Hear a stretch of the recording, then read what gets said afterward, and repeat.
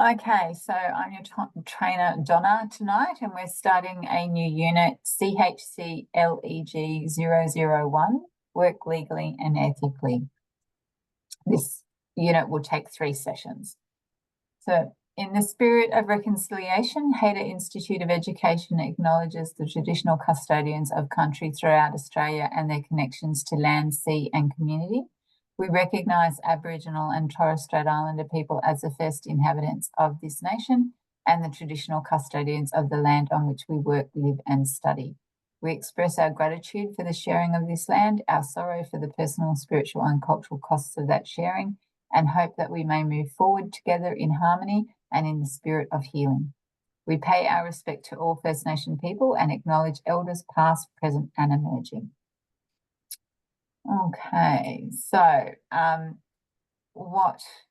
this PowerPoint seems to be a little bit of a mix of working with diploma of alcohol and other drugs, and also a little bit of the NDIS kind of policy. So where you might be in or looking at a different work context, just speak up and talk about that context in relation to some of the content that we will look at. All right. Reminder. And so we're looking at sources of legal and ethical information specific to the work role. So that's where we'll sort of break it down to areas that you're working in. Looking a little bit at NDIS and also aged care legal and ethical standards, rights and responsibilities of workers, employees and clients, your privacy, confidentiality and disclosure, and a little bit of information on informed consent. So with our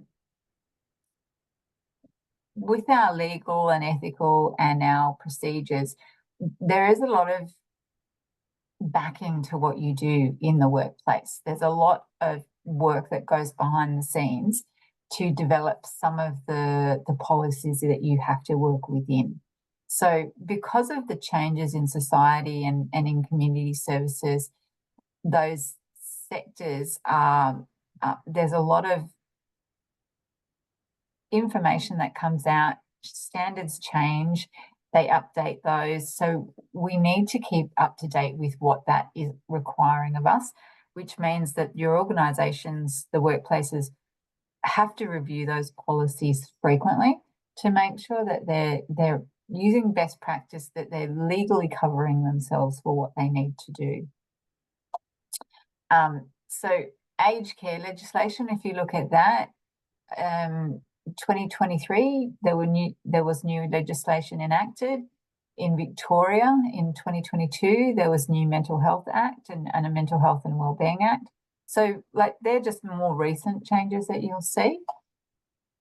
When the government is looking at issues in the industry, like they did with the Aged Care Complaints Commission and the NDIS, from there, we get those change practices and standards as well. So sometimes it can be long and drawn out.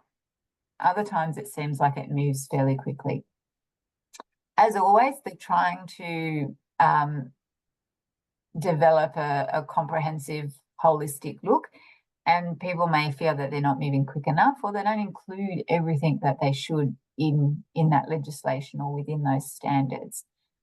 Sometimes it is a bit of the best of what we can do or what we can do right now. So sometimes it still does seem as if we're a little bit behind. So when we look at aged care, one of the things from the Royal Commission, they didn't identify that they had a minimum standard of numbers of workers. And that's something that people talked about. They didn't have a registration.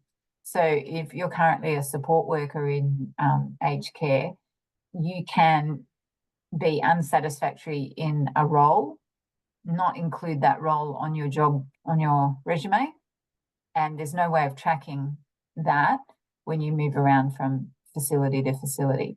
Whereas for health professionals that are registered with APRA or with an industry body, a complaint is made, it's held against your name and people can see that that complaint's been made.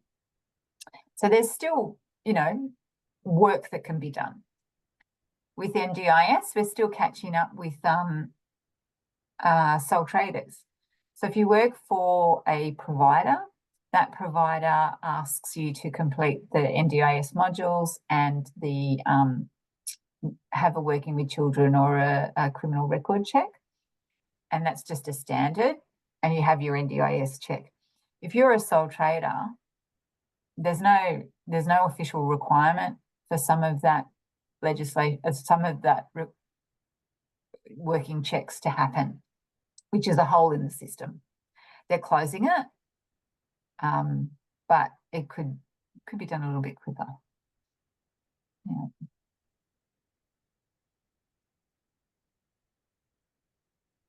Okay, so looking at our legislation and standards, codes of conduct and policy and procedure, that just gives you a little bit of an idea of where it comes from and how it's developed. So there is a lot of legislation. It's very dry. Most of us don't actually read it.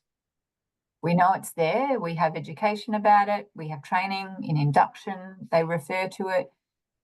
But most of us don't actually read the actual legislation. We wouldn't know what it's saying. The role of your organisation is to take that information and place it, embed it in the policies and procedures so that you are complying with all of the legislation that you're required to do, and so is the organisation. The fact that they do that training and show you the policy and procedure and refer to the legislation means that they've covered themselves. So if you don't comply, then you're in breach against what you've been inducted into and what you've been trained for. The industry standards. So think about, Kylie, your work context. What are some of the industry standards that you think are applying to you? Or what set of standards do you go by, do you know? For housing, we still have to come under the current Queensland RTRA Act. So everything, I've got two, well now three, I'm still at the youth foyer this week. But in one of my complexes, I come under Rooming and Accommodation Act. And then the other two, I come under the Queensland Rooming Agreement. Only recently, because some half of my team we've got in the Territory, NT, I spent a whole day researching the Northern Territory Act and what I could do there. And honestly, that makes me pull my hair out. Yeah. Queensland Act is far more. Queensland, New South Wales, Victoria Act are far more simple and easy and concise. Tasmania is slowly getting there, but NT, holy dooly, that's a nightmare. Yeah. So, and you can see why it's not something that in general we're going to look at legislation because it's usually not easy to read and work out what they're trying to say. No. And sometimes there is still grey areas because human nature is grey. So then trying to depict through, especially with housing, is what is a right and responsibility, and who's responsible for that right and for that whatever can be quite grey. Yeah. Yeah. So there's a lot of, and so organisations have to make those policies to suit that information. So when it's unclear, the policies may not be clear enough for the employees then to be compliant with what they need to do. Even when we're doing some of our special terms and conditions, because whatever you're going to attach to a tenancy agreement, whether it be a rooming agreement or a general tenancy agreement, any special terms and conditions or annexures literally need to be approved by solicitor before you can add those, because chances are you could be contravening outside the Act. So then they go to another area within a corporation, or it should be, put it that way. It should, that's the words, it should be. Yeah, yeah. Bit of a complex one. So just thinking about, let's stay on with you, Kylie, because it's kind of a bit easier. With your role itself, you're not a nurse, you're a community service worker?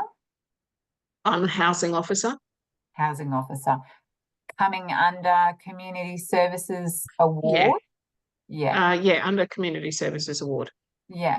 And so then when we talk about industry standards, like when we, community services as a whole, it's very much contextualized. So if I said I worked in aged care, the standards, the industry standard that I have to comply with is the aged care accreditation standards. If I worked in NDIS, I'm under the NDIS practice standards.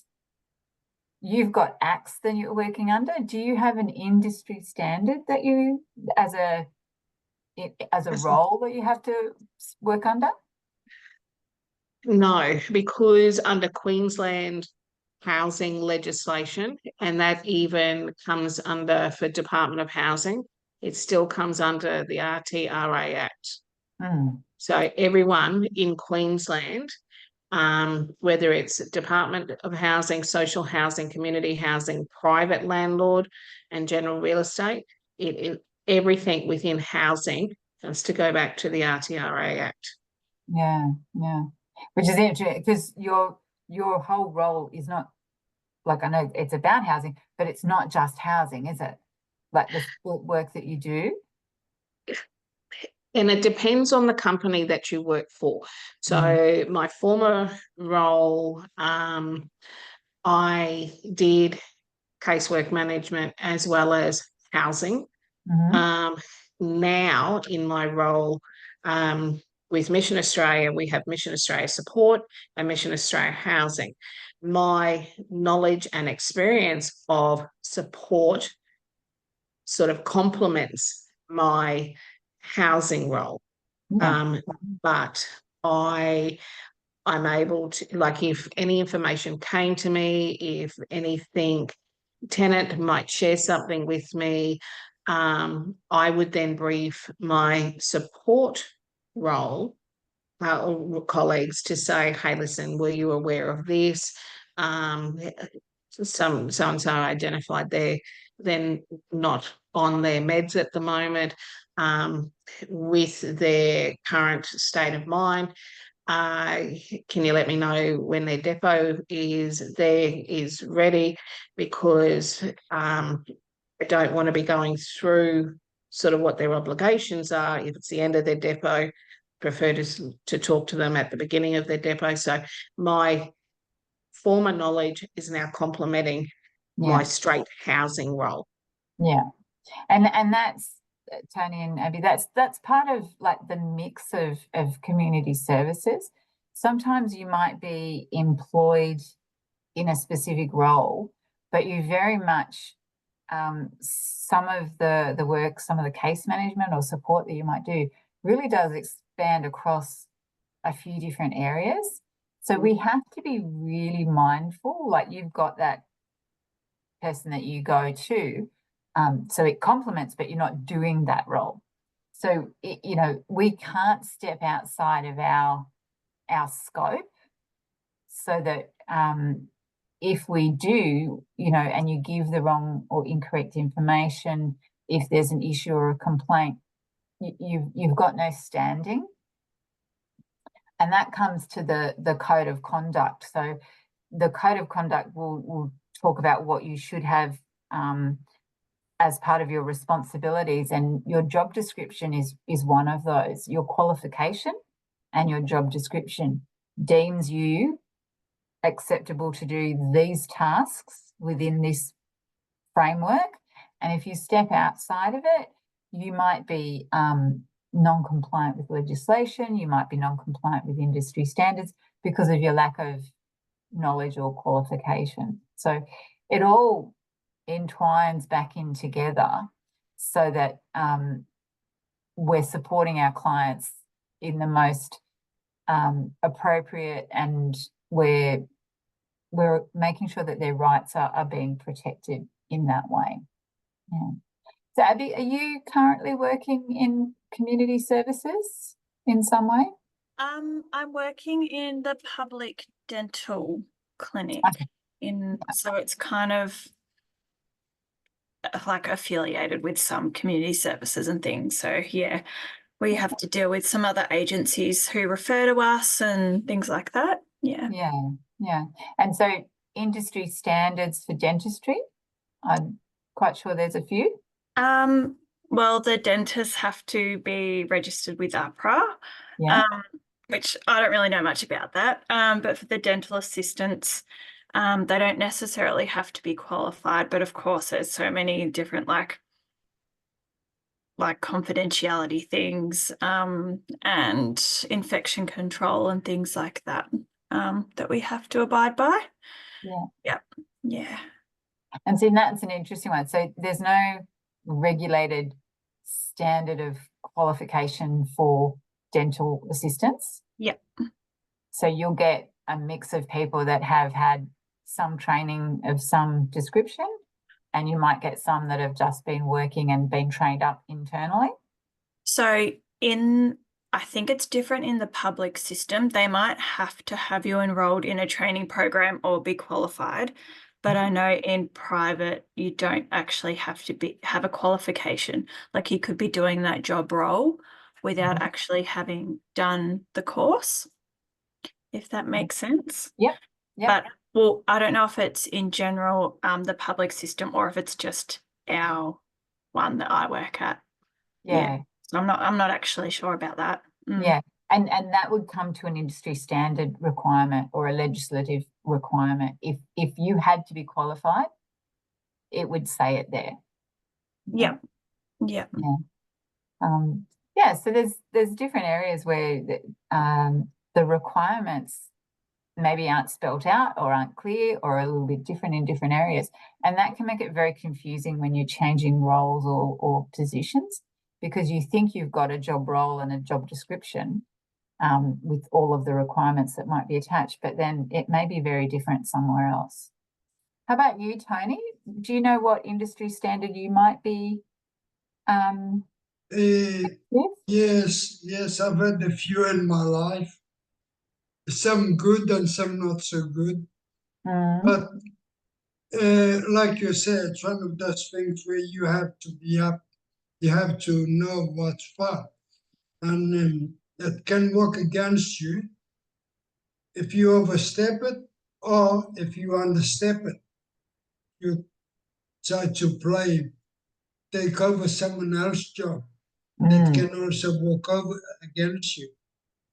But it's all about what I think really is, and it's all about being a person that you're happy with yourself and with your beliefs, and and you've got to know what you're responsible for, otherwise you cannot do your job. But you've got to make sure you don't overdo that.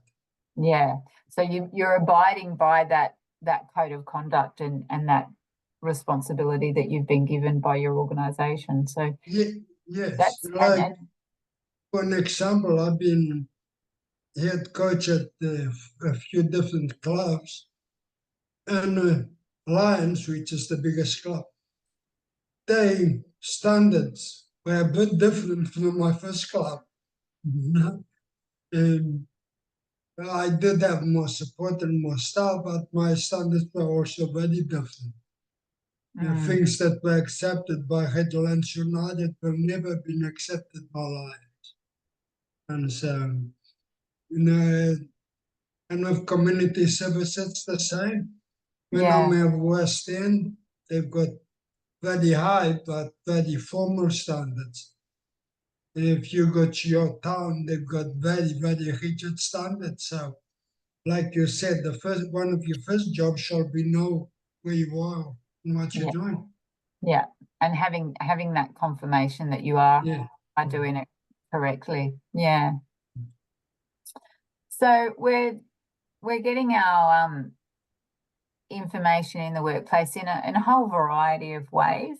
And again, onboarding, there's a requirement from the employer to give it to you, to make sure it's accessible, that you know, like if it's in a old-fashioned, it's in a whole pile of big folders and sitting on a shelf, which is very rarely seen these days. Mostly our policies, procedures, everything is bound up, it's all online. So that means it's much more accessible to everybody. You don't have to sort of find where this folder is and find this piece of paper of the policy. And it's much easier to update and keep on top of them when you can see them, rather than them being tucked away in a folder on a shelf somewhere. So employers must let you know what your obligations are and your rights and responsibilities. And the employee has an equal responsibility to actually look at them. They might have to be required to sign them off. Sometimes there are different practices. So some new policies might come in. You must attend a training session. You've got to read the policy. You've got to sign that you've read it. Some workplaces might have a mandatory, we must sit down and sign the policy each year. I always found that was more of a ticker box than anything else. It was, here's all the policies, sign that you've read it. You weren't reading them. But that is the case in most places. If you work to your job description, if you work to the requirements of your supervisors, whenever you aren't sure if you're working correctly or working or a task or a procedure isn't what you think, it's unfamiliar, or someone's telling you it's different, you always have to go back to the policy and check it. So it is about making sure that we are looking at those policies when we need to. No one's going to sit there and say, I know all of the policies that are available. It's just not possible. Can you think of one policy that you have to really make sure that you're working to at the moment?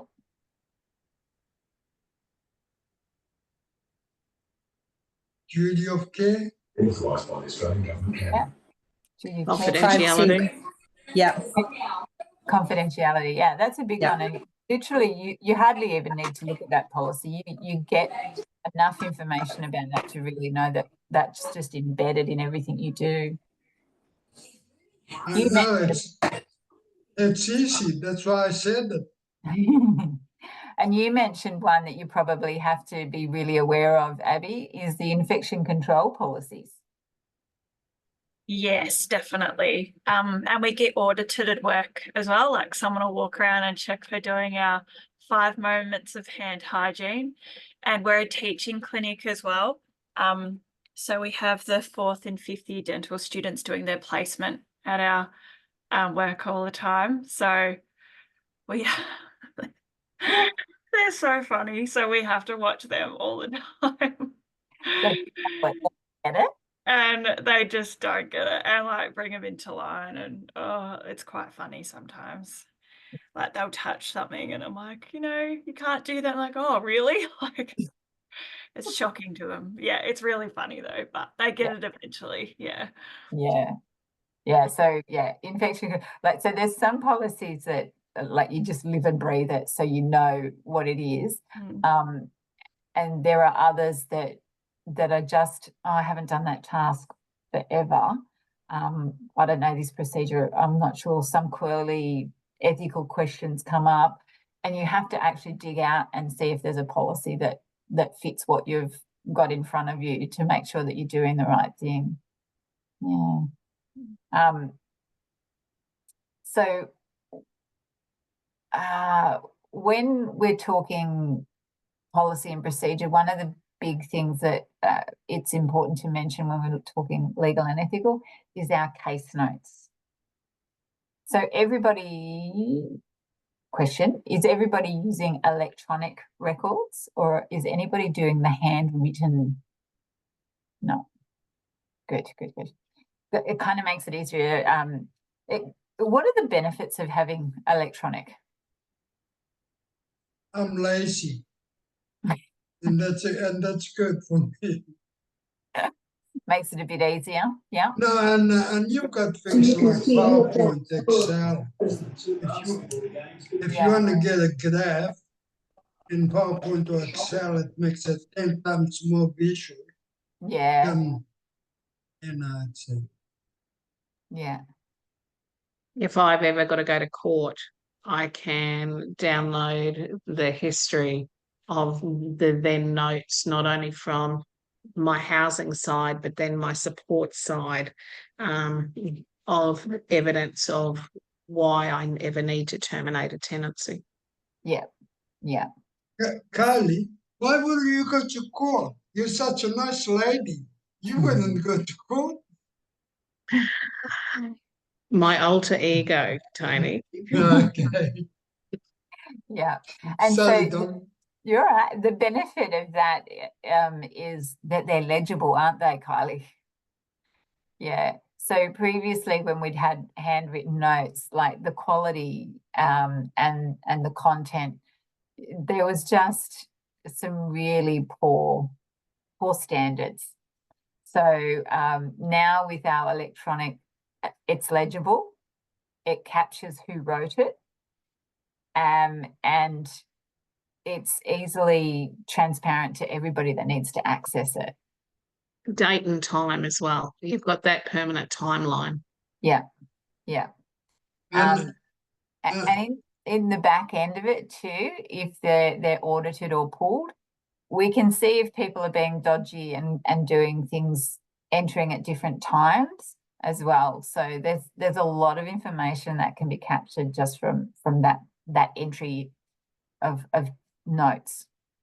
Sorry, emails, because I'm a member of the Queensland Heritage Centre, emails have been used as a copyright.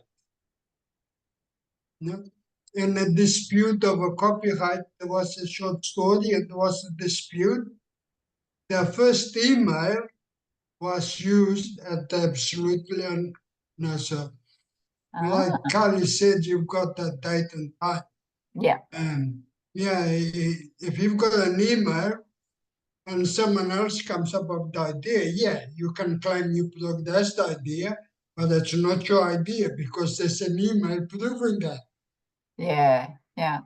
So all of that transparency, that data recording, what are we doing to make sure it's safe? In my case, costing me $180 a year. So you've got some virus protection? Yes, I've got McAfee, and I've also got your normal Windows firewall and all that. Yeah. And so when we talk about an organization and their firewalls and their protections, they need to be spending a little bit more than 180 a year on that. Yes, but I'm only a one man, okay? That'll do for you, won't it? Thank you. So when we've got our devices, you might be using a laptop or a PC. Some people might be in the home and using iPads or their own phone. So we've got, I can never remember, they call it dumb terminals or dump terminals. But basically you're writing on your own device, but it doesn't stay on your device. It goes into whatever software system they've downloaded for you, and then it's deleted or as it's sent to their server. So it's not actually kept on your device. That's a safety procedure as well, so that if your device is stolen or lost, no one can actually get into all of those private and confidential notes. That's typically for home visit or people that do a lot of external kind of community services work that we need to consider those BYO device sort of systems that you might find. What other things do we do to keep it safe? Nowadays, like, I got a new phone only a few weeks back and my computer was updated. I use a password and code. Now Yeah. there's none of that of my phone, and my computer still has 2 passwords. In 2 weeks they'll be gone. It's all I scan a fingerprint. Yeah. If they haven't, the only way they can do it is by chopping my finger off and using it, or taking my eyes off, you know. I In will do that the case, I'll say stop and have it. Tony's getting Yeah, around they, one eye of both things. we have two-factor identification as well, not as extreme as what Tony's talking, but we still have that. Yeah, and then you also possibly have the, I don't know, every 3 months or 6 months where they say you've got to change it as well. Yes, you got to. Yes. So that gets a I bit don't tricky. think I will now. I used to every 6 months with McPhee, Yeah, but I don't think that I still have McPhee, but they won't be asking me to change anything. But no. they give me a report once a month if anything happens. Oh, they're doing their job. So the other thing with that is that we also need to not keep it open. We need to log out. So if you've got multiple terminals, it's very easy to just get up and go somewhere sometimes and not actually log out. But we need to be really mindful that we are doing that and making sure that no one can come in and use our login to enter something, but also just to scroll through that information. My laptop sort of, it locks itself after, I don't know, it seems a very short time. And I'll keep on tapping it if I'm doing something different, just so that I don't have to go back in. But if I get called away, I know that it's going to lock itself in a very short space of time. Yeah, and I don't quote me, but I believe the organisation, the IT people, when they set up your devices, they actually set that time. Yeah. Well, Kylie, you should be able to go to settings and change Yeah, the you time. can't. I've tried. You can't. Okay. Yeah. Big Brother has set it. So those administrator roles take over for some of those settings. Some of them you can't download, like say if you wanted Adobe or something like that, you can't do it. Your IT people have to do it because it has to be correct, you know, just because they don't want you downloading any malware or viruses or anything like that. Some places will say you can't use USBs because of the risk of introducing viruses. So there's a lot of rules around notes and using devices now. They're great.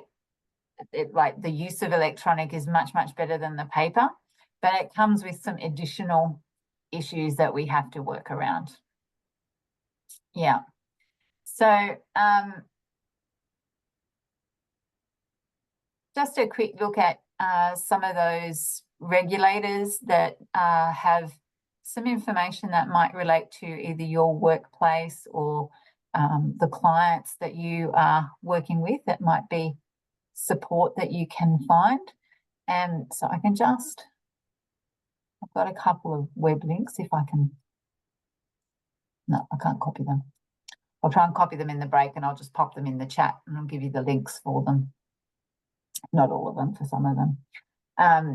So yeah, so information is out there. Sometimes it can be a little bit challenging to work out which bits and pieces you actually need or who's the right person to access.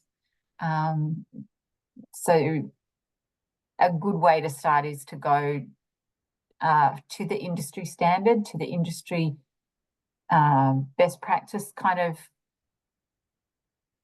access, so that then from there it'll refer you to the different websites that you might need.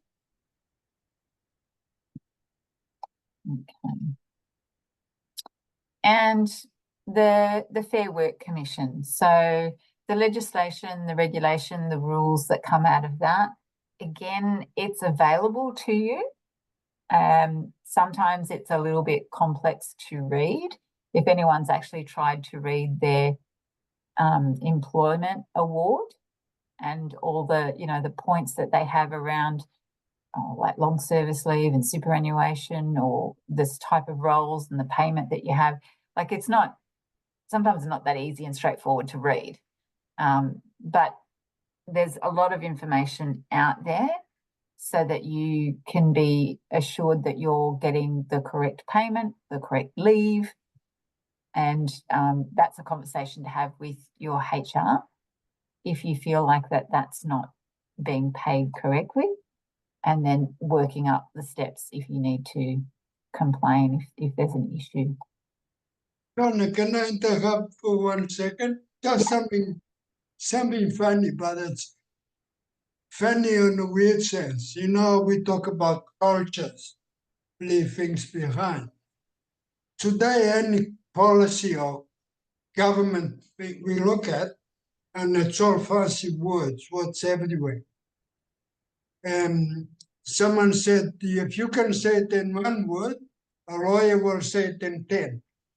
And at the very beginning of lawyers, the way they used to get paid was by the amount of words.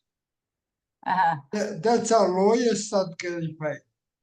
Okay, by the amount of words. This is going back to the 1760s or something like that. And we still see the culture today.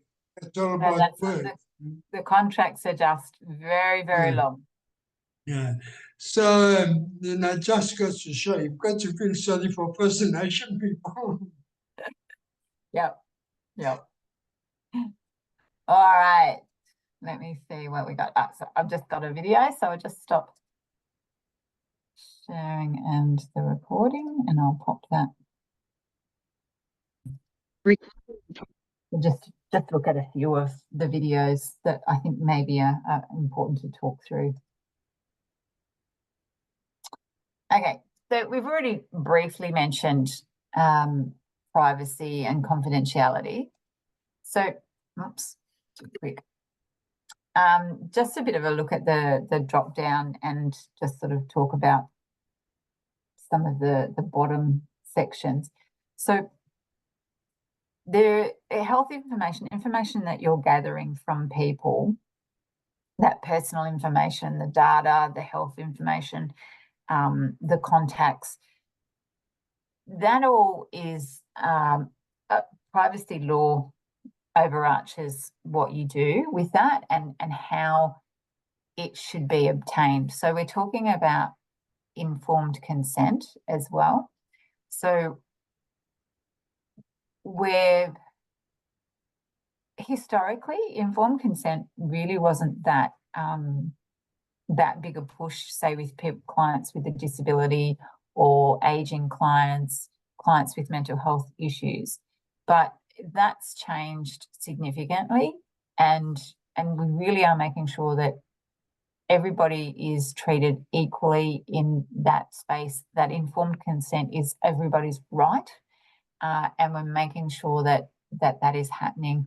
Often we're documenting that we've obtained consent to share information. So if you were writing out a referral, whereas previously it might be more of a verbal kind of thing, we definitely need to document, if we're still doing verbal, that we have obtained that consent so that it's actually written there for you. By asking for consent, by explaining why you're gathering this information, what do you think the impact on the client is? Depends on how you ask, doesn't it? Yeah. If you ask in a canny way, you'll have that the impact will be one at the worst that you call neutral. At the best, a sense of relief and some kind of a spark in your thought process. But that might not happen first time you talk to the person. That's how I figure. depends on your approach, and usually you get a sign. This something lights up in the person. Okay, I can do this. Yeah. And if I'm asking someone, is it okay? This is what I need to do. Is it okay if I do it? Was getting that consent? I've got a concern about your teeth. I think we really need to refer you to a dentist. Is that okay? What do you think the impact of that is? Well, like I said, it can be that the person will take it, what's wrong with my teeth? Okay, must be a lot of people are, what's wrong with my teeth? The way you put it, they can take it, that's excellent. That will be mean better health. Yeah. So if they take it in a positive way, what we're looking at is we're gaining that person's trust, aren't we? Yeah, yes. We're developing that relationship. They can develop some confidence in us that we're looking after them, that we will support them, that if we explain that I wouldn't send your information to someone until you said that was okay, they can have that confidence that you are going to keep their privacy and confidentiality maintained. And that's a big thing. Yeah, but that should be a given, shouldn't it? It should be a given, but you have to make sure that people understand that that's what you're doing. Oh, yeah. Yeah, but because for some people it hasn't been a given. Okay. And I think sometimes from personal experience, some patients get embarrassed having to say their medical history or health conditions. So if they've been referred, it helps because we'll already have that background.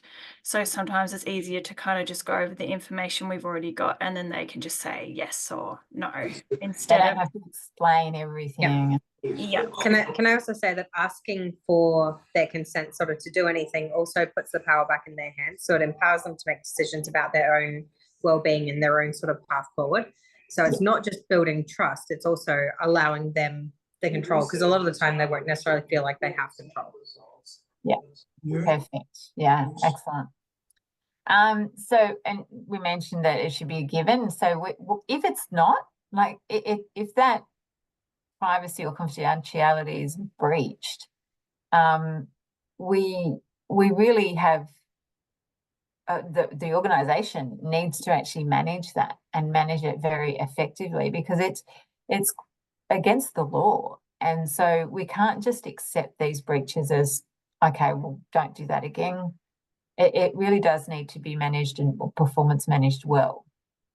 Yeah, but sorry, Don, but isn't part of your duty of care when you have a client or whatever? Isn't part of your duty of care making sure that you give them your confidentiality, you give them your privacy, you give them your obligation? Well, that's part of your duty of care. So if you later on, when you get to ask those questions that you're looking for, what side is the client going to go?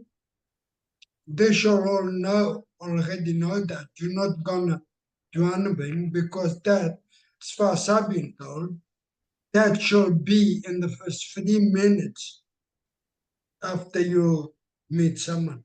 If they say if you leave that for more than 5-6 minutes, that's not good enough. So that's why I say you make that clear, then you move on. But that's my way of it. That's what I've been told. Yeah, typically in community services and in health, and it depends on the context and the role and what you're actually doing, you really should talk about the rights and responsibilities of the organisation, yourself as an employee and the client, right at the beginning, which includes this privacy and confidentiality, because you want to also make sure that other point on the left-hand side, that they're aware that you may be a mandatory reporter. So this kind of information absolutely should be right up front, should be early before you actually get into any kind of disclosures or collect any information, because it is about letting them know what their rights are and your responsibility in regards to disclosure of information that has to be done. So, yeah, as you say, right up front, that's when it happens. Yeah. So when might disclosures be justified? What kind of disclosures may you have to refer? It's your turn, Abby. Somebody else's turn.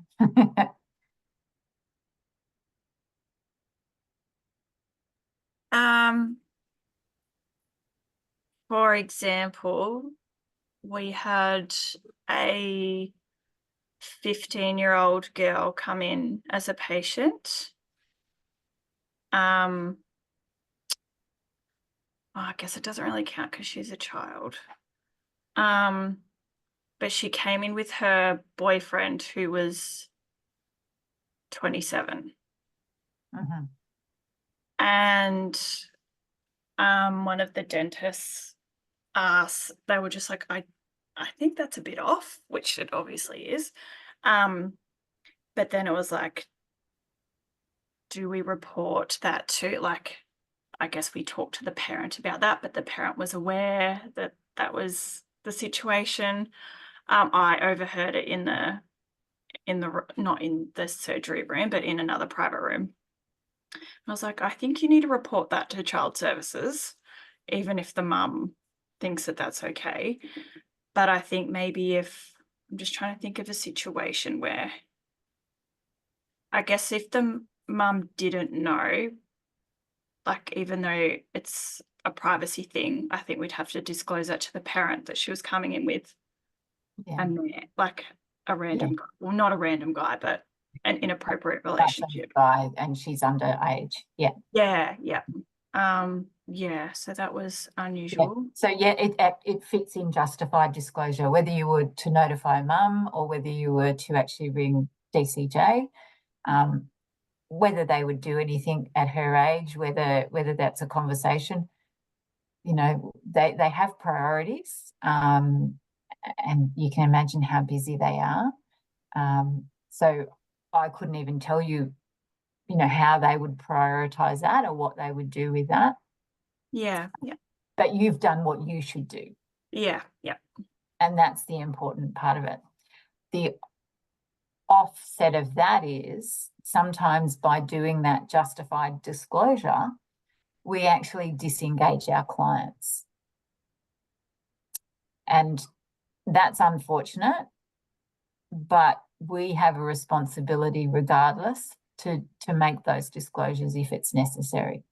So we do our best to keep our client engaged. It's always better practice, if it's suitable and safe, to actually say that you're going to make a notification of some sort, because that often helps to keep that relationship, that you're coming at it from we're trying to find additional support for you. We have concerns and we think there's support out there that may be more helpful. But sometimes that doesn't work. Mm-hmm. Yeah.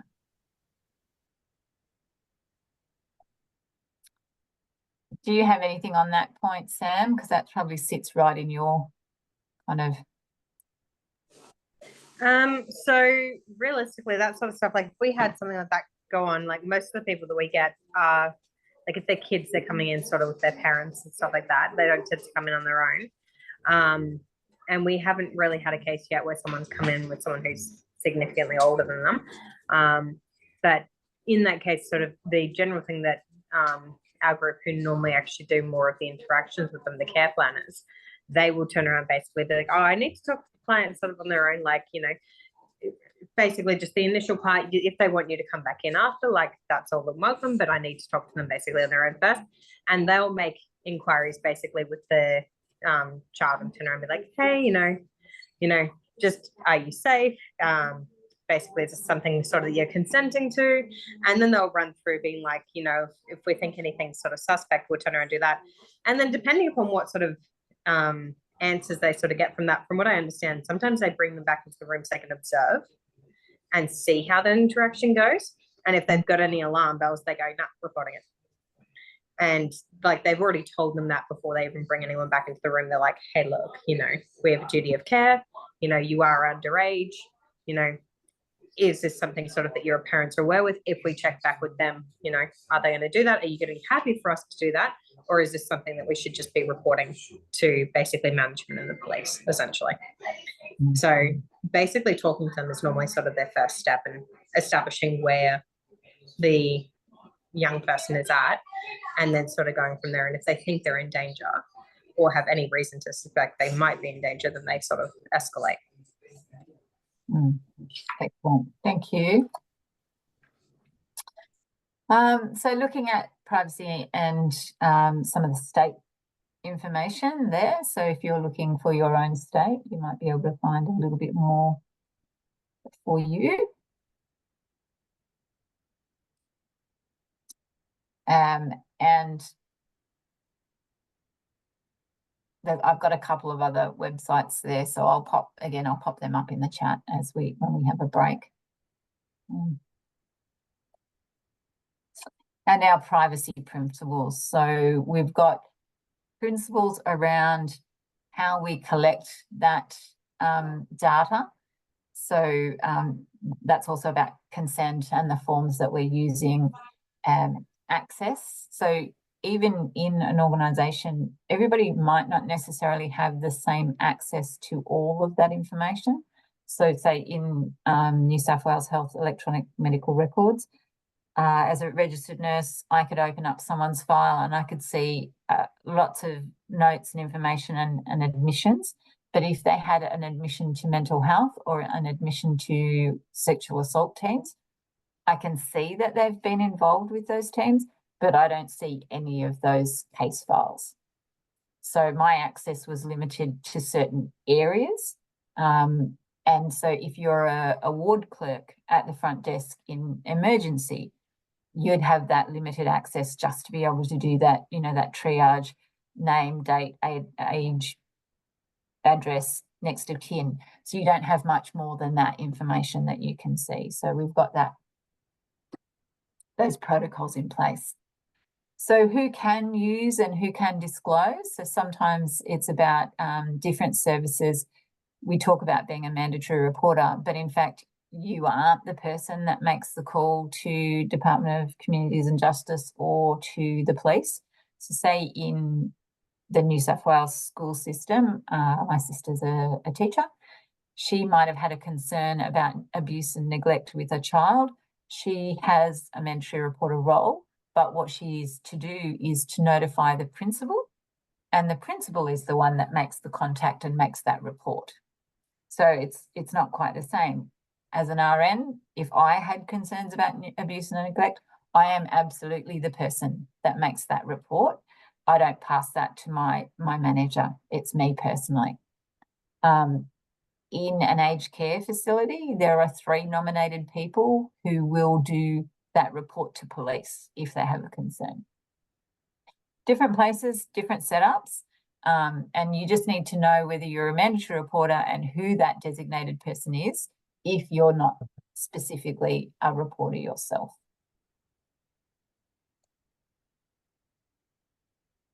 Okay. And our identifiers. So everybody's got an MRN, so medical record number. If you've been to a hospital, you've got a number. Everyone that you have as a client will have some kind of identifier, so we can make sure that we're tracking what we're doing. When we're looking at data, so the actual entries into that case file, I'm not sure, have you had discussions previously about how to write case notes in the other sessions? No? All right, let me just,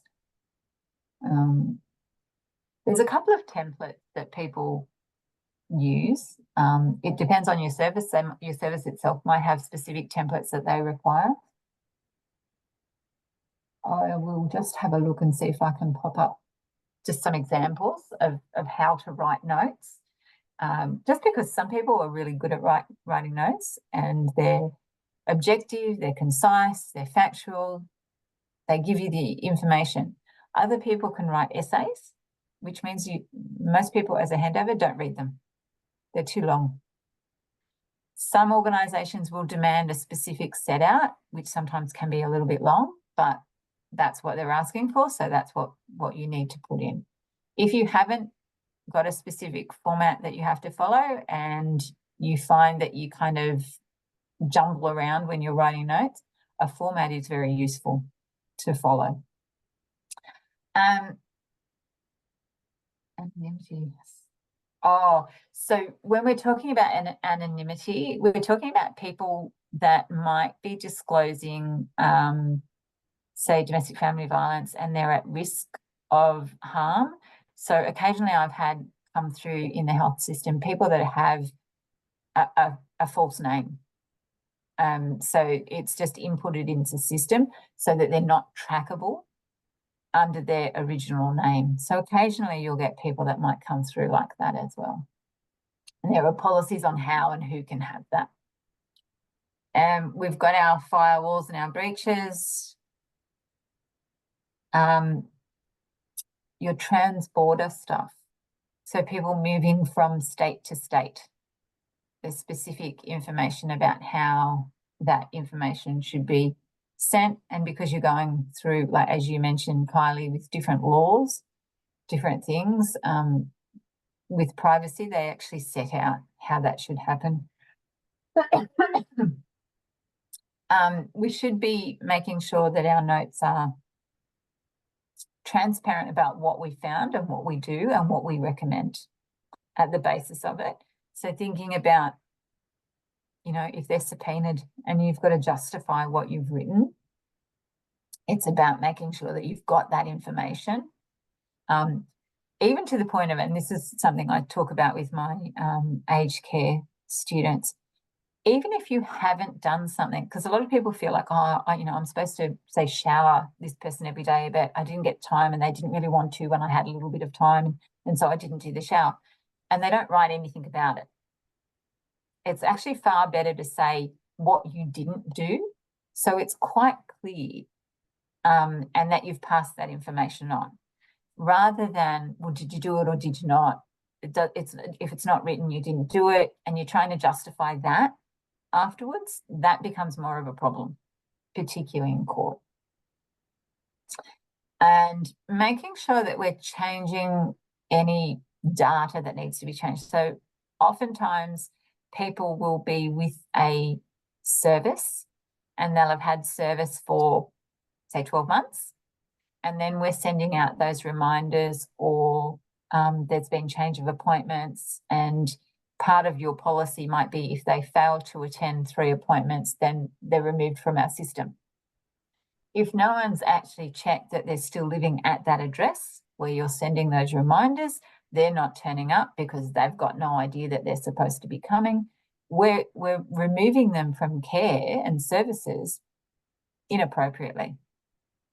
So we need to be double checking, and that usually that's an admin kind of system thing that will happen in the background. But sometimes it's, if you hear someone talking about the same, like you, Abby, if you had a referral and someone came in and just in your general chit-chatty conversation, they talked about moving house yesterday, like that's the opportunity to go, okay, let me just check your address because we can fix that.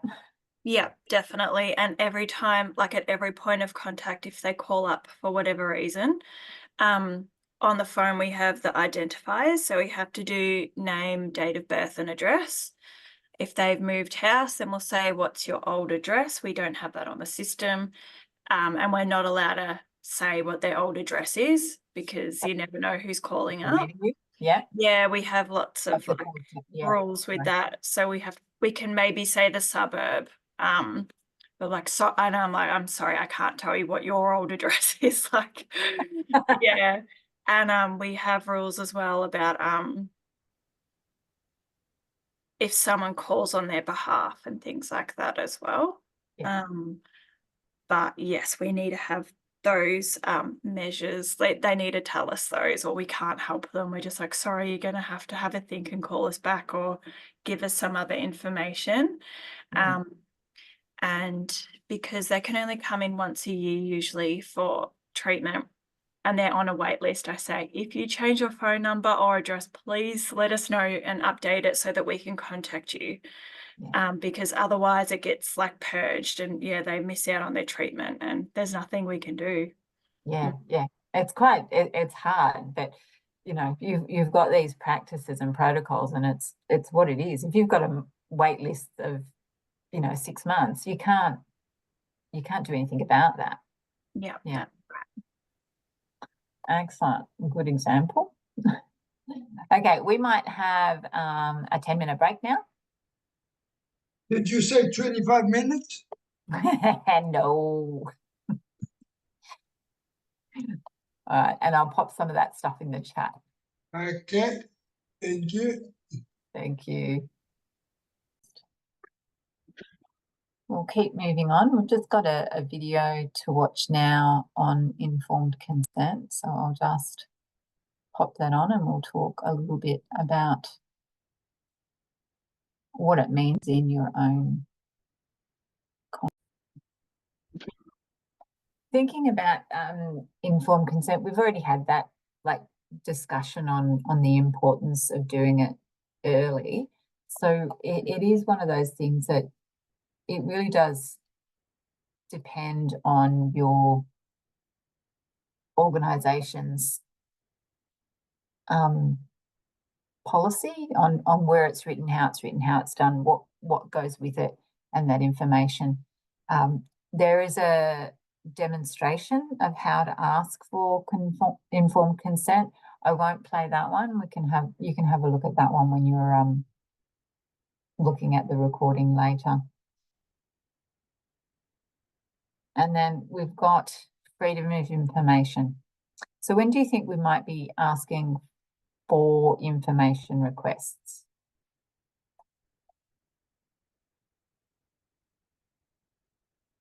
We often only hear it in relation to, say, people trying to ask, like, say, journalists asking for government information.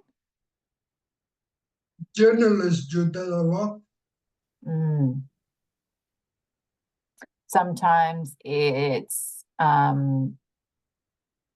politicians. They might ask for information from others. Sometimes it's actually clients themselves wanting to see their own case notes. So we'll just have a quick look at that one and see what Victoria does. A lot of people don't realise how much information you can get and what's out there. So it is important to know and to be able to explain that to people. One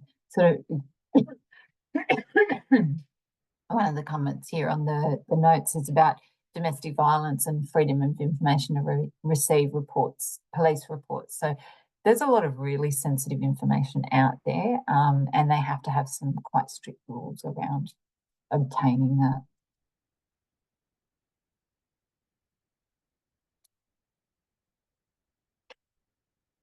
Okay.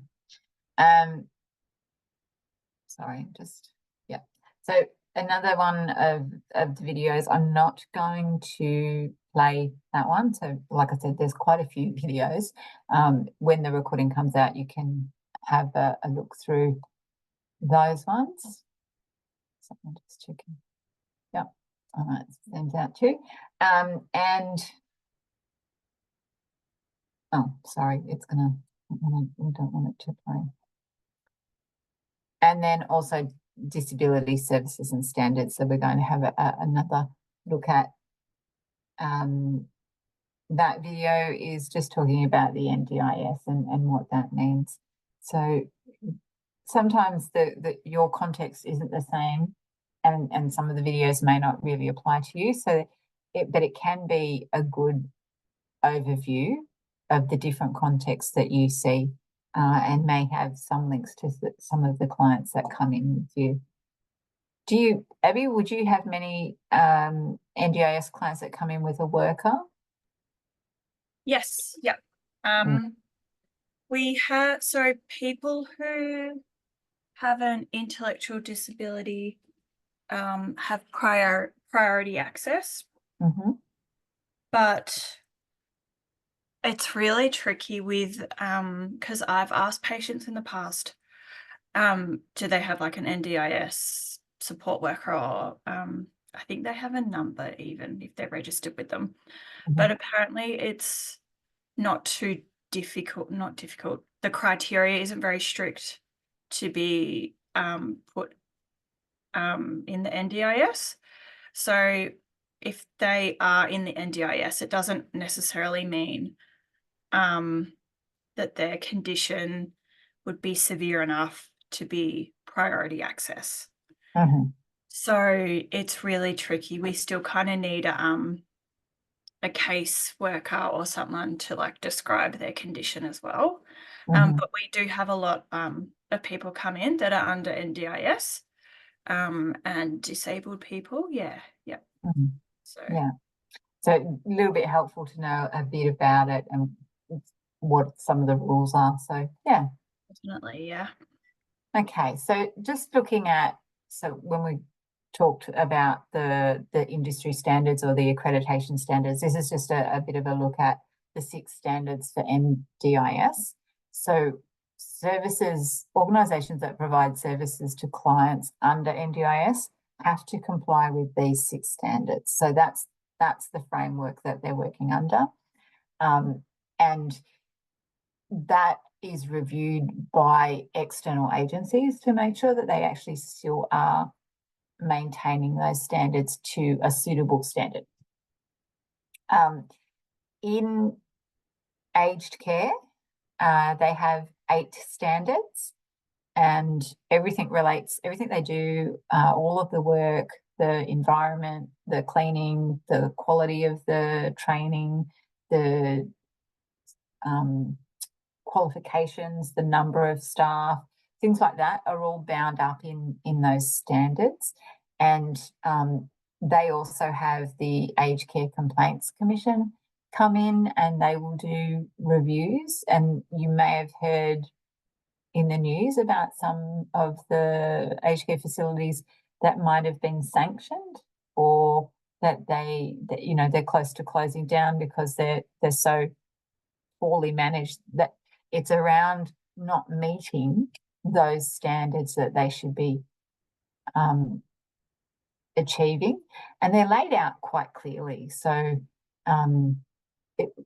these checks are for the benefit of the clients, and making sure that those standards are being met is the responsibility of everybody that's in that workplace. So that's where sometimes the whistleblowers, you hear a little bit about them coming out and speaking about organisations, or they might notify the Aged Care Complaints Commission so that they do come in and do that review.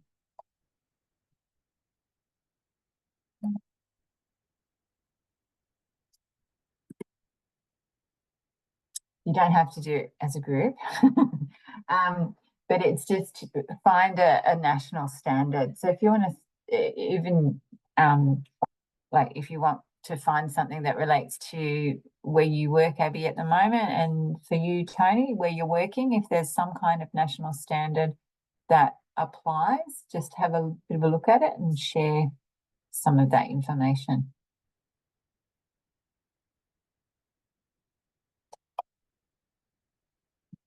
Well, can you turn that off?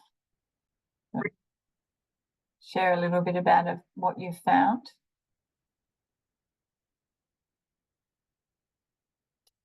You're on mute.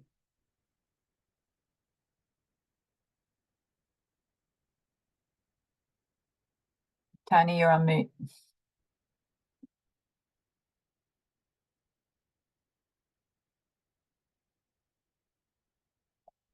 Oh, sorry, I'm It's okay. I was muted.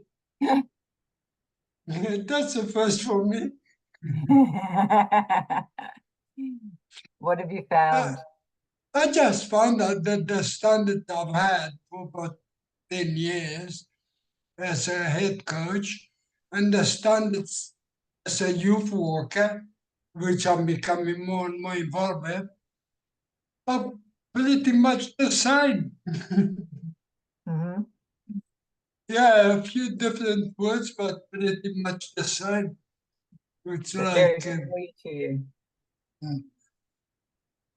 qualifications, you've got national occupational standards for the youth worker, Mm-hmm. doctor standards, leadership, which is for both, case in the bar, which is for both. You know, out of 6 of them, 3 of them are basically the same. Mm. Just more involved in the head coach, more qualifications and that. Yeah. That was interesting. Yeah. Cool. See How the about things you find out when you have nothing better to do. that's it? And how about you, Abby? What did you have a look at? I've been reading about registered health practitioners and students in relation to bloodborne viruses. Mm-hmm. It kind of just says the same thing over and over again, a different way, Yeah. but it basically says, Yeah, a lawyer he was getting paid by the word. yeah, by the word, yeah. So it basically says, if you do have a bloodborne virus, you don't have to report it to AHPRA. Mm-hmm.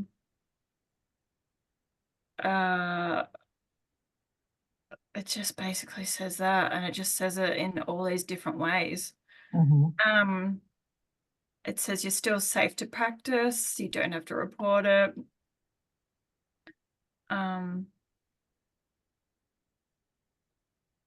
Just says, what else? If they're not complying with the guidelines, then they're putting their patients at risk. Yeah. And then if they're exposed to something, which I kind of already knew, you have to get a blood test yourself and the patient, like if you have a Sharp's injury or something. Yeah. Yeah. You have to get a blood test. The patient has to get a blood test. Oh, they don't have to, but we would ask them to. Yeah. And then a follow-up one in 3 months. But yeah, I didn't get very far because it kind of just said the same thing over and over again.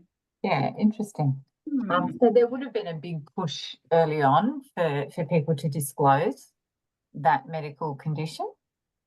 But now we've got much more measured approach with the expectation of the responsibility of people to practice precautions as they should and to work responsibly. So yeah.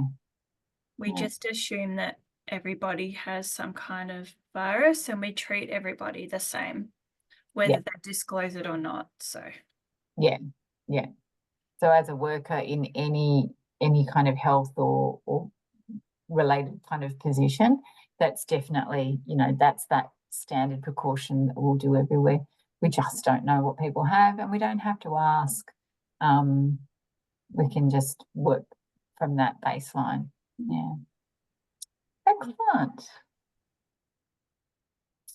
All right. So if we're breaching standards, obviously there can be legal action and fines, enforceable undertakings. So that's when we're talking about accreditation and sanctions and things like that as well. And jail for the PCBU, so the person in control of that business or undertaking. So that's when we hear about them, the CEOs being fined of big building companies when the scaffolding and all the rest of it falls down and someone's injured severely.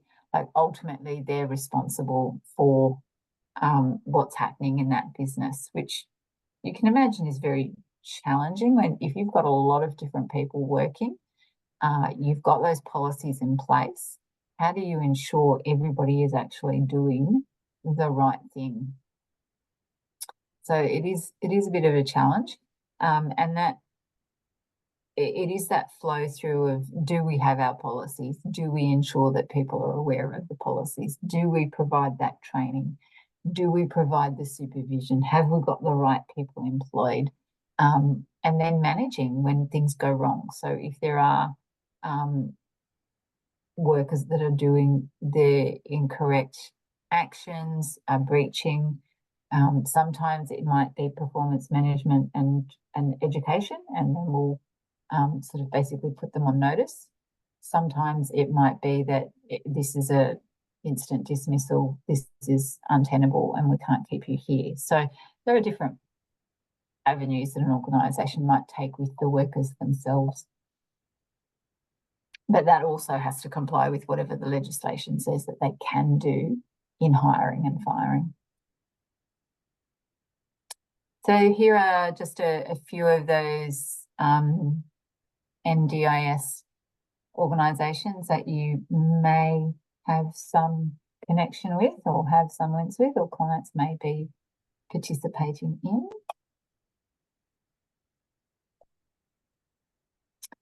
So when we talk about duty of care and dignity of risk, what's your understanding of what duty of care is? Like if you had to get a definition.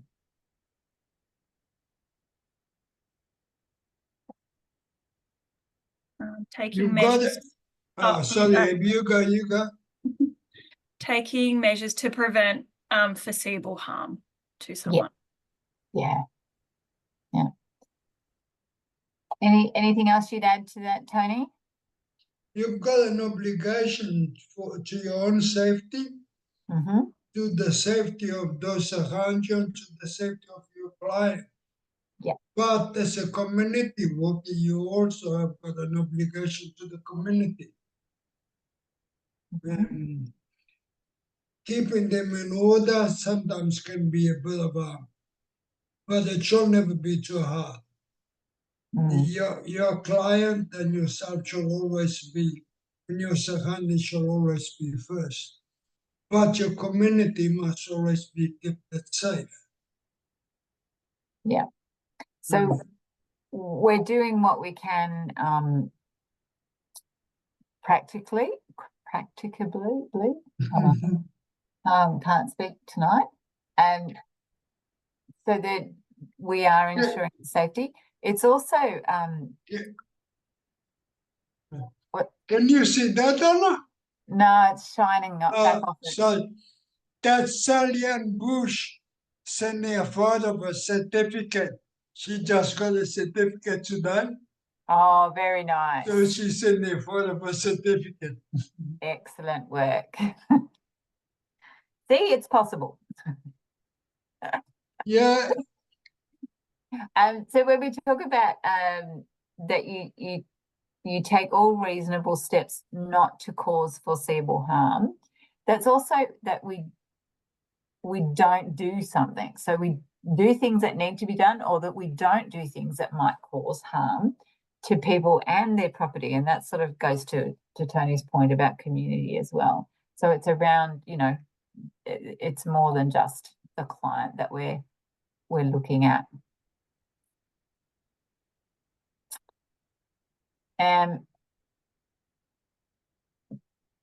So duty of care within an organisation, again, you need to sort of review or understand your job role and your responsibilities within the organisation. So there, as you can see, it may change specifically where your duty of care lies and what it means to have that responsibility to the client that you're working with. And like we're talking about our peers that are sort of making those judgments. So sometimes when you have those ethical dilemmas about what you should do or shouldn't do, it's looking at your policies about what if there's something related to it, is it in there? But thinking or talking to your peers, what would they consider the most appropriate action or non-action to take? And that's what that judgment is.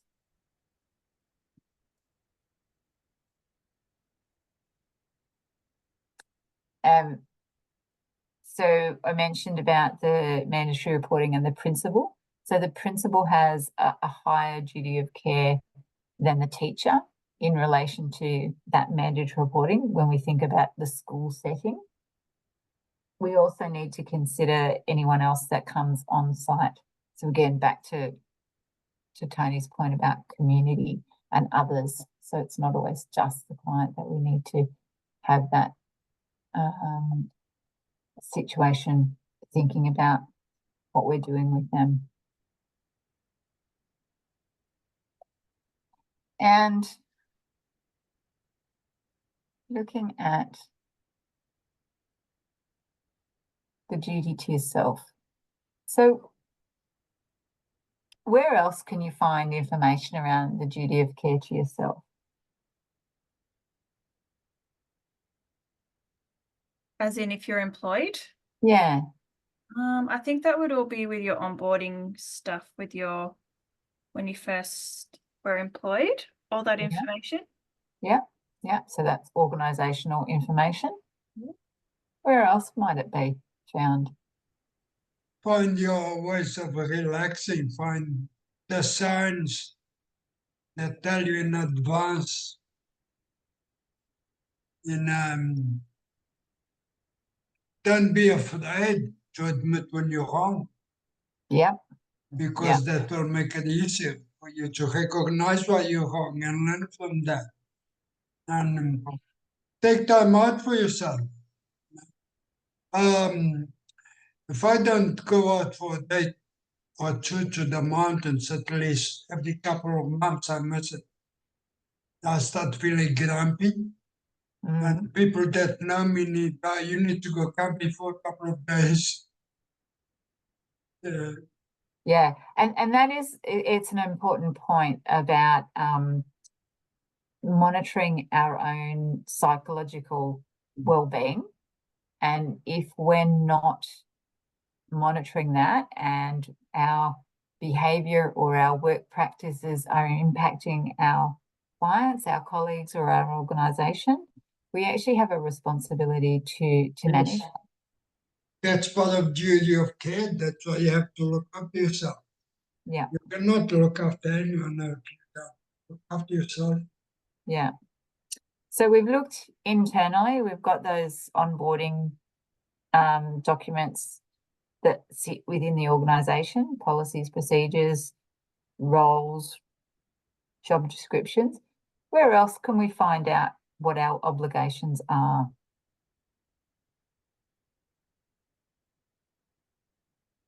From your job description.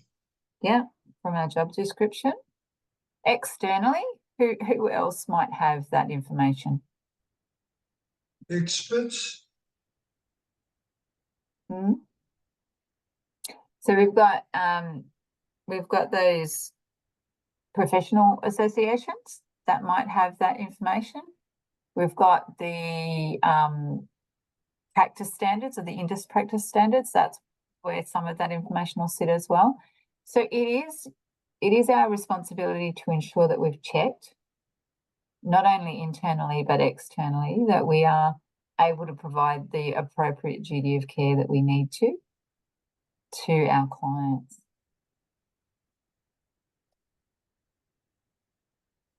And then we have talked about breaching duty of care. So we need to be well aware of what we do and don't do in our workplace. How come politicians are community workers, aren't they? They work for the community, same as a social worker. They just get a fancy title, politicians. How come they don't have a duty of care? Because they don't. The police has a duty of care. Nurses have a duty of care. Doctors, but politicians do not have a duty of care. Now, if that's not being corrupted right from the beginning, I don't know what is. Yeah. Hadn't thought about it, Tony. And yes, they should have one. Yes, they should have one. Interesting. Same as Bill of Rights in Australia, we don't have one, even though I have it now for sure. We don't. And they often, because when I get a chance, I'm a bit weird, okay? I'm a bit of a nerd. And I love that. Sometimes I have Parliament question time being taped and I watch it. And I often, not often, but I've seen them refer to duty of care. In other words, I say, you don't have one. You guys have never bothered for one. Interesting, very interesting. All right. Anyway, sorry.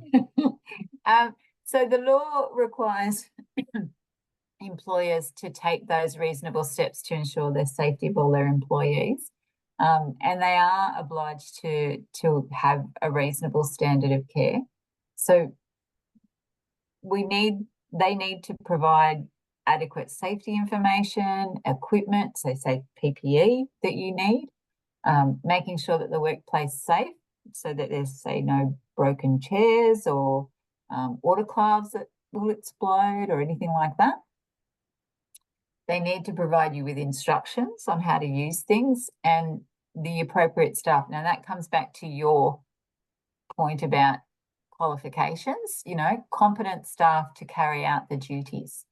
So a workplace that doesn't employ qualified people, that their standard of care may drop, they're liable in that regard. So in some instances, you mentioned something about being in training.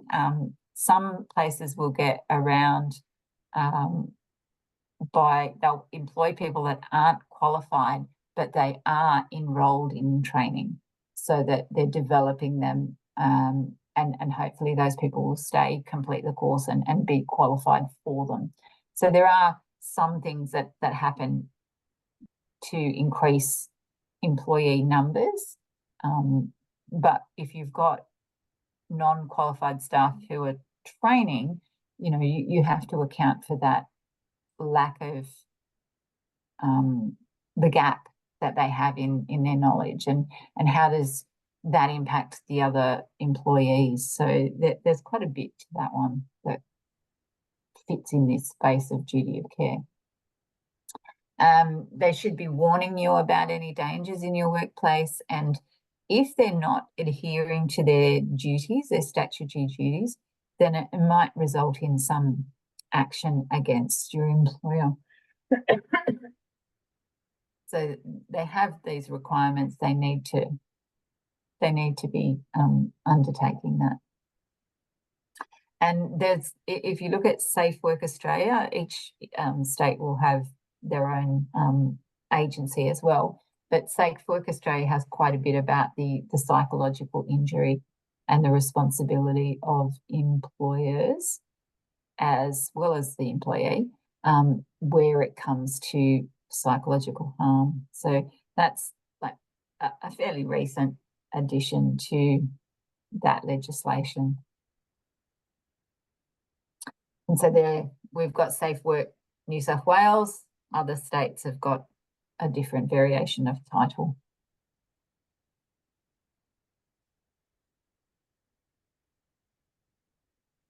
And this is important.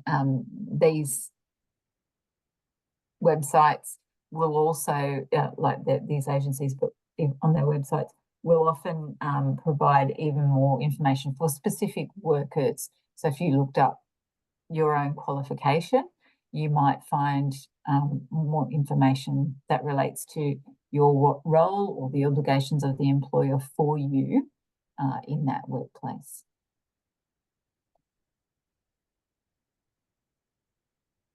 So we might just watch that one quickly and just stop this. Situation. There is, isn't there? Like, it's duty of care, like it's subjective, I guess. Like, it's really, yeah, I can see why you would need to like chat to your manager about all different situations, and yeah, can be tricky, I think, sometimes.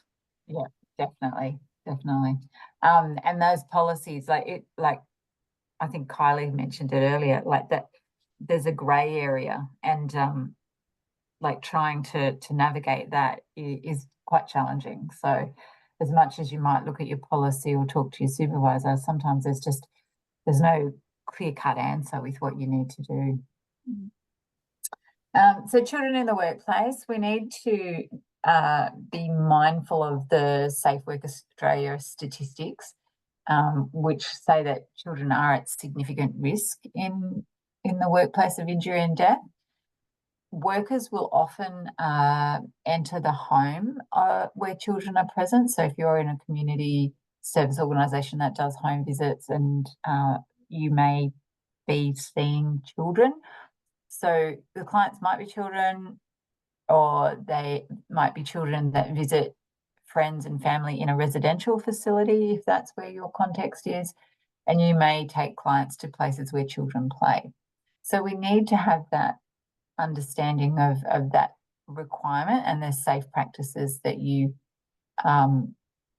may have to put into place. And that's just about people in the workplace. And then when you come to the children in the workplace, then when you come to the signs of neglect or abuse, about that mandatory reporting consideration that we have to make. And that is, if you are a mandated reporter, like a registered nurse or a police person, then you're making that yourself, or a teacher, you're putting that through your principal. As community service workers, generally you are mandated to report, but you're not a personal reporter. So it is usually via your supervisor that you're doing that. Oh, let me just go back one.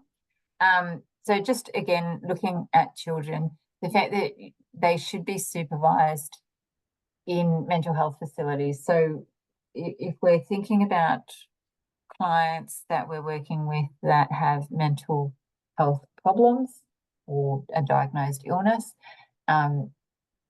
children are much more at risk of someone that might be having behaviours or might have delirium or psychosis.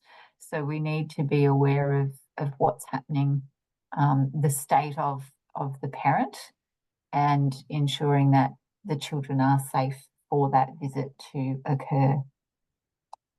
Does anyone have any questions on that? Fairly simple. So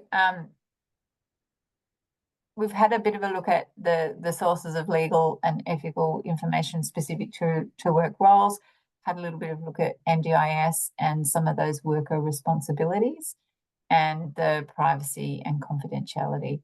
So lots of videos there for you to have a look at if you're wanting to redo.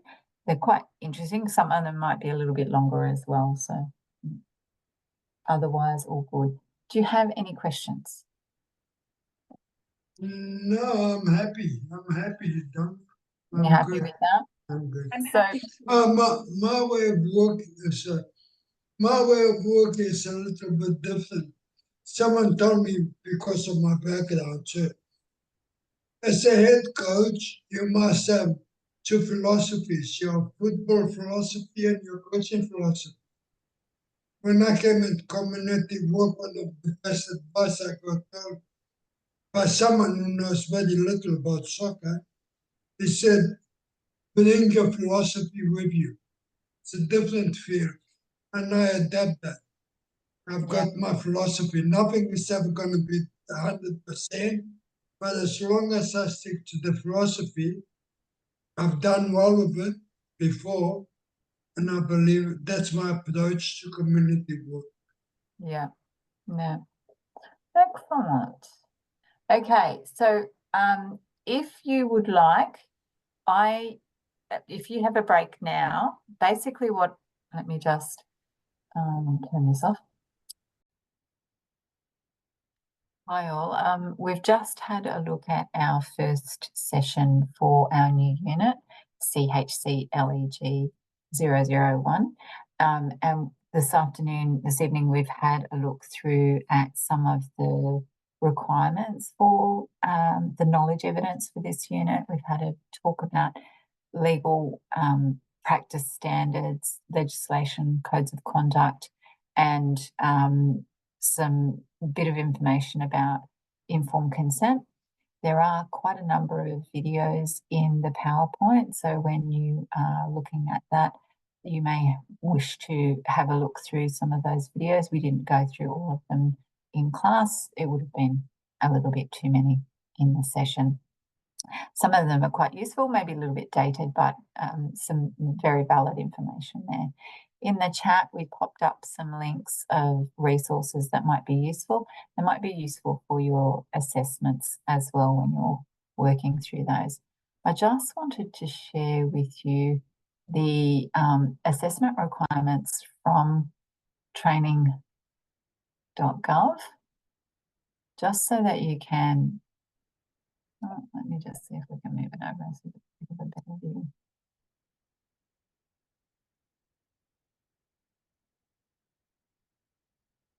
Just checking that. Yep, okay.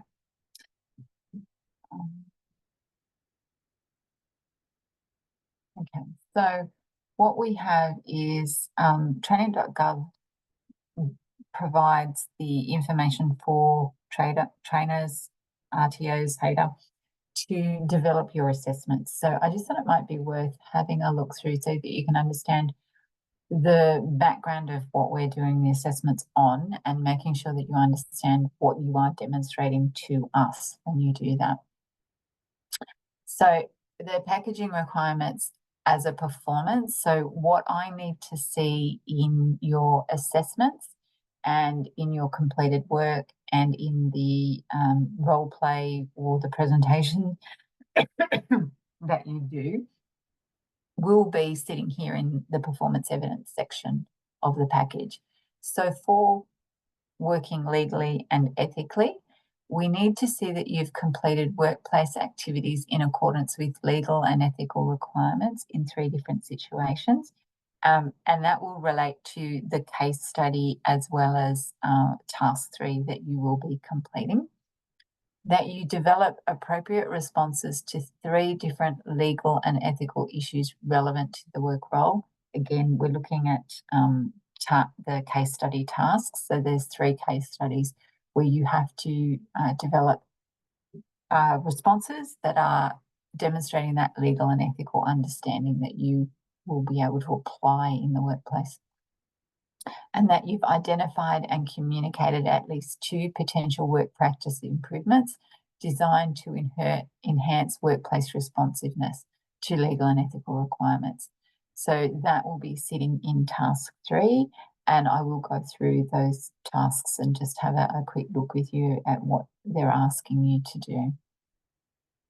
Now, through the 3 sessions, your e-learning modules that you have available and the learning guide that you receive and your own research, what you are going to be learning through this session is knowledge about the legal and ethical considerations, both nationally and internationally, your own state and local policies, that working in community services context, how they apply to your organisation and to you personally as a worker, and the consequences of any breaches. So we looked today a little bit about children in the workplace.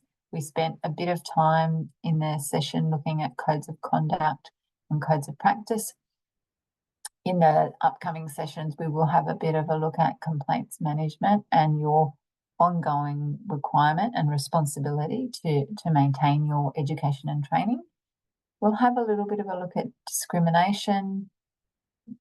We didn't look at dignity of risk today. It was on one of the slides, but we did look at duty of care. So I will go over dignity of risk in one of the next sessions, just so that we can make sure we cover that.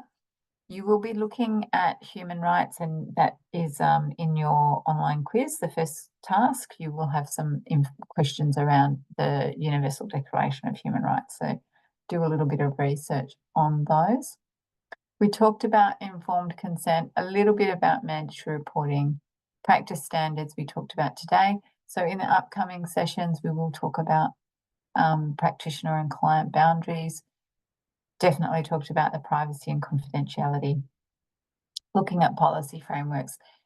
Records management, when we talked about case notes and data management and privacy and confidentiality, we discussed collection. We didn't really go through storage and disposal, so we might have a little bit of a look at that as well. The rights and responsibilities we did. We didn't dig deep into industrial relations. I'm unsure if that's some of the questions you might have in your online quiz, but I'll check and make sure that we do cover that for you. Looking at specific legislation for your area of work, that's some of the activities that we were doing when we looked at the industry codes of practice and standards of workers. So if you're in a specific context, that's where your own research, your own looking at information will come in to play so that you can do some of that for yourself. Work role boundaries we haven't looked at yet, and brief look at work health and safety. And then looking at the interrelationship between legal and ethical frameworks, a lot of that work will come in through your case study as well. And the types of issues that arise, we did look at. Your video that we had on duty of care will actually go through some of those ways to respond. So it gives you a bit of a framework to think about how that might apply to you. We will talk about ethical issues, and we did look at workplace policies and procedures. Not so much how they should be developed, but the reasoning, the application of them, and where they are derived from. So we may look a little bit more at policies and the maintenance of. So looking through the package, that's the knowledge that we expect you to be able to walk away with after completing the sessions and the modules and your assessments. And that is the ability to practice your knowledge through your assessment tasks in the performance evidence. So just let's have a look now at your assessments. I'll just pop up. Now, my view is going to be different. I'm looking in through a trainer view. I can't look in through a learner view because it means I'd have to make someone submit an assessment, and I'm not going to do that for you. So just bear in mind that the differences of what you're seeing.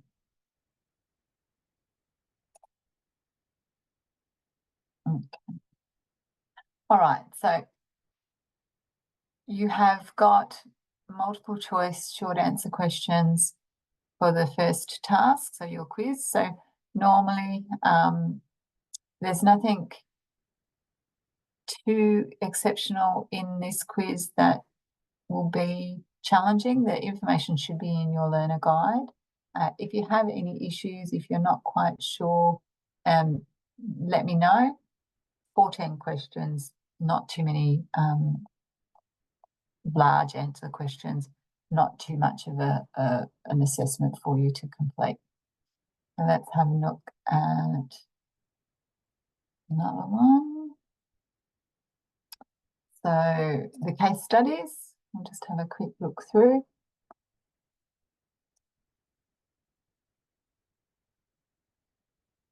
Okay. All right, so you've got an ethical dilemma for your first case study. James, member of a hospital board, his father's getting old and frail and has had some medical problems. The family's looking for a prioritised place in an aged care facility, and James is on the board making those decisions as well about whether he's offered a place. So you've just got some multiple choice questions about this case study and what the ethical dilemmas are, and just working through some of the information. So nothing was done, and James influences the board to have a placement. He justifies it by saying it was a priority, and the decision would have been made whether he was on the board or not. So you have a bit of a reflection on what you think the board should have done in this instance. Okay, and then we have a second case study with Harriet, and so it's a community health service with a young person under 15 and has a cognitive disability. So we're looking at potential abuse, or not potential, or potential abuse, but we need to work through some of the understanding around legislation and protection for children, and also the ethical issues around whether someone lies as a with the client. So that's some of the information that you're going to look at, just as, you know, what does the policy say? What do your peers say? What is the requirement of your job role? So just working through those questions. And then we have Lionel, who is participating in an alcohol program to reduce drinking.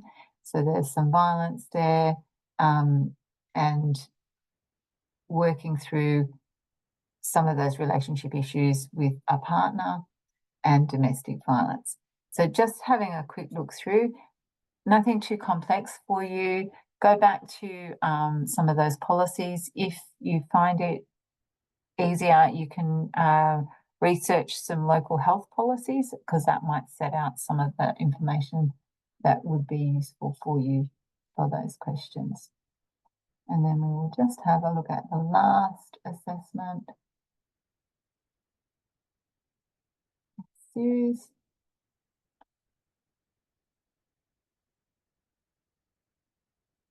Oh, yeah.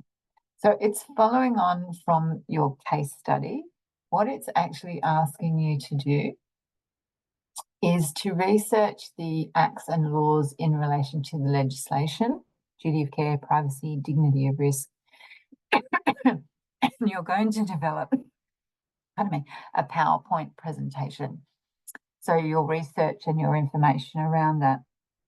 On the PowerPoint, you're going to explain about the consequences for the breaches for you, for clients, and for your organisation. And identify those organisations or individuals that are part of the process for you when you have a disclosure and you need to make a report. So once